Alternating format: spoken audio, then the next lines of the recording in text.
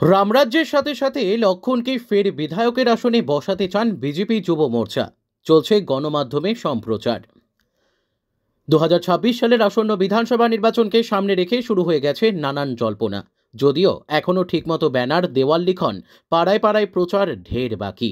কিন্তু গণমাধ্যমকে কাজে লাগিয়ে দুর্গাপুর পশ্চিমের বিধায়কের আসনে পুনরায় লক্ষণ ঘড়ুইকে বসাতে ইতিমধ্যেই ভোটের ঢাক পেটাতে শুরু করে দিয়েছেন লক্ষণের দোসর দুর্গাপুর পশ্চিম 3 নম্বর মণ্ডলের বিজেপি যুব মোর্চার সভাপতি সুজয় মুখার্জি। দুর্গাপুরবাসীর কাছে তার আর্জি একটাই, লক্ষণ দাই আমাদের একমেব দ্বিতীয়ম।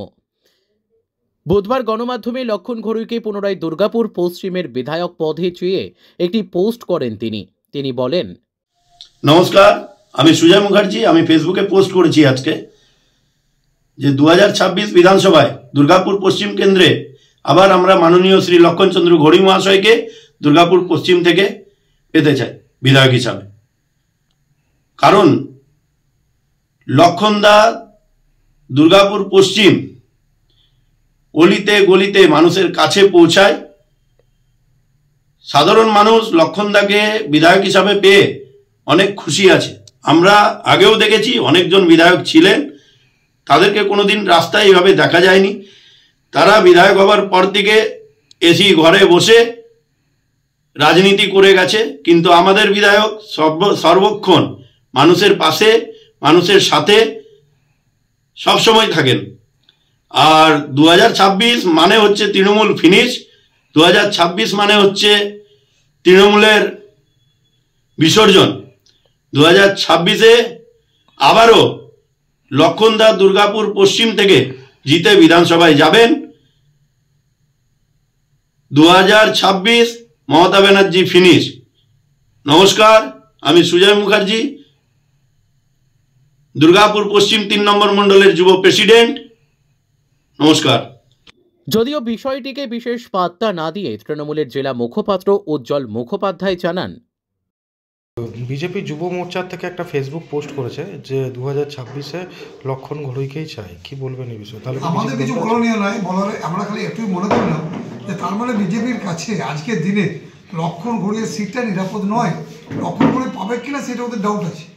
লক্ষণ ঘড়ুই ওদেরই ক্যান্ডিডেট, ওদেরই এমএলএ, বিগত 4.5 বছর ধরে এখন আছে। কিন্তু বিজেপির যুব মোর্চা বলছে যে লক্ষণ ঘড়ুইকে চায়, মানে তার মানে তাদের নেতৃত্বকে আবেদনটা জানাচ্ছে। জানাক, তাতে আমাদের কিছু যায় আসে না। কারণ লক্ষণ ঘড়ুই কিছু কাজ করা নেই।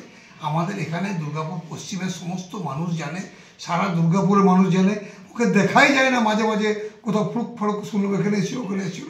সুতরাং ওনার নিয়ে আমরা কোনো চিন্তিতও নই, আর আমরা ওটাতে আমাদের কোনো ইন্টারেস্ট নাই। চাইছে ওদের যুব মোর্চার লোকরা চাইছে, চাক, আমাদের কি চাই আছে। জনগণ চায় নাই, জনগণ ওকে একদম 2026-এ জেটিয়ে ফেলে দেবে, এটাই সত্য কথা। যাকে ঘিরে এই পোস্ট সেই বিজেপি বিধায়ক লক্ষণ ঘড়ুই জানান, প্রথম কথা হচ্ছে বিজেপিতে এই ধরনের পোস্ট করে, এই ধরনের কোনো কিছু করে কিছু হয় না। বিজেপি সারা ভারতবর্ষের বিশ্বের বড় পার্টি, তার পার্লামেন্টারি বোর্ড আছে, তারা ঠিক করবে ক্যান্ডিডেট কে হবে না হবে। কিন্তু তার ব্যক্তিগত যে মনে হয়েছে সে পোস্ট করেছে। তৃণমূলকে বলবো, বিজেপি লক্ষণ ঘড়ুই বা দুর্গাপুর পশ্চিম কে লিখলো সেটা না ভেবে পড়ে পশ্চিমবঙ্গে মহাত্মাজি গদি টলমল অবস্থা, গদি যাচ্ছে, মানুষ তাকে ধিক্কার জানাচ্ছে, প্রতিবাদ জানাচ্ছে, উৎখাত করার ডাক দিচ্ছে, সেটা নিয়ে ভাবুক, মনে তার বেশি কাজে লাগবে। দ্বিতীয় হচ্ছে দুর্গাপুরে মানুষ 2019, 2021, 2024 তিনটে নির্বাচনে বিপুল আমাদেরকে সাফল্য এনে দিয়েছে। আর 26-এ দুর্গাপুর পূর্ব এবং পশ্চিম তৃণমূল কংগ্রেস সাফ হয়ে যাবে। তাই কে লিখছে কি লিখছে আমরা দেখার দরকার নেই। বাংলা মহাত্মা গান্ধী কি বাঁচাতে পারবেন কিনা সেটা ভাবুন আমরা, বাকি আমাদের কিন্তু চিন্তা করার দরকার নেই। পরিশেষে বলতে হয়, 2026-এর বিধানসভা নির্বাচনে দুর্গাপুরবাসী বিধানসভার আসনে কাকে বসাবেন তা তো সময়ই বলবে। তবে আগে ভাগেই সেই জায়গা পাকা পোক্ত করতে পিছুপা হটছেন না জনতার সেবকেরা। তাই ভোটে জয়ী হতে জনতার মন জোগাতে পুরোদমে কসরত করতে শুরু করে দিয়েছেন তারা।